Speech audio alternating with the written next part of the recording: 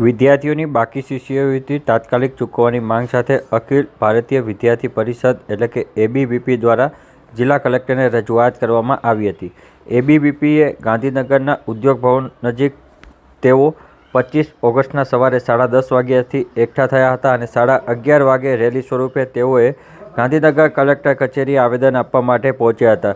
એબીવીપીનો આક્ષેપ છે કે વિવિધ શાળાઓ, કોલેજ અને યુનિવર્સિટીના વિદ્યાર્થીઓની શિષ્યવૃત્તિની અરજીઓ લાંબા સમયથી પેન્ડિંગ છે. ખાસ કરીને MYSS, CMSS સહિતની શિષ્યવૃત્તિની અરજીઓમાં વેરિફિકેશન, સેન્ટેન્સ અને પેમેન્ટની પ્રક્રિયા વિલંબ થતો હોવાની રજૂઆત કરવામાં આવી છે. એબીવીપીના જણાવ્યા મુજબ DBTના આધારે સંબંધિત પ્રક્રિયા NPCI અને ઇન્સ્ટિટ્યૂટ વેરિફિકેશનના કારણે પણ કેટલાક વિદ્યાર્થીઓની શિષ્યવૃત્તિ ચૂકવણી થઈ નથી.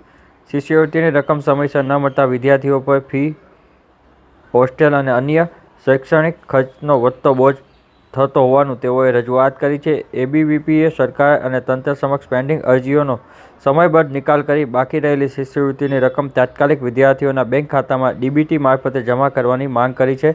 જો આ જમા કરવામાં નહીં આવે તો આગામી સમયમાં ઉગ્ર આંદોલનની પણ એબીવીપીના સંયોજક રાહુલ ગોરડિયાએ કરી હતી. આ અંગેની જે માહિતી છે તે 25 ઓગસ્ટના રોજ મળી છે. નમસ્તે, રાહુલ ગોરડિયા, જિલ્લા સંયોજક અખિલ ભારતીય વિદ્યાર્થી પરિષદ ગાંધીનગર.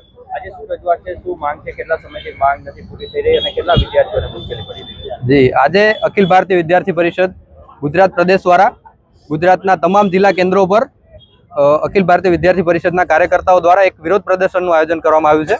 એનું કારણ એવું છે કે ગુજરાત સરકાર દ્વારા વિવિધ પ્રકારની શિષ્યવૃત્તિઓ જે અટકાવી રાખવામાં આવી છે, જે વિદ્યાર્થીઓ ગરીબ ઘરના વિદ્યાર્થીઓ છે, જેને શિષ્યવૃત્તિ પર જ તેમનું ચાલે છે, જેમનું વિદ્યાર્થી જીવન આખું શિષ્યવૃત્તિ ઉપર ટકી રહેલું છે, એવા વિદ્યાર્થીઓની આદિજાતિ વિકાસ વિભાગ દ્વારા અને જે શિક્ષણ વિભાગની વિવિધ શિષ્યવૃત્તિઓ છે એ અટકાવવામાં આવી છે, જેના જલ્દી ને જલ્દી એ વિદ્યાર્થીઓને શિષ્યવૃત્તિ મળે. 1 વર્ષથી પણ વધારેનો સમયગાળો સરકારે લઈ લીધો છે, પણ વિદ્યાર્થીઓને શિષ્યવૃત્તિ મળી નથી. તો આ વિદ્યાર્થીઓ સાથે જે અન્યાય થાય છે એના વિરોધમાં અખિલ ભારતીય વિદ્યાર્થી પરિષદ દ્વારા સમગ્ર ગુજરાતમાં જિલ્લા કેન્દ્રો પર આજે કલેક્ટરશ્રીને આવેદન આપવામાં આવે છે. તેમજ જો અમારી માંગ સ્વીકારવામાં નહીં આવે તો ગુજરાત સ્તરનું અને આનાથી પણ વધારે સંખ્યાનું આંદોલન અમે કરવા પણ છીએ.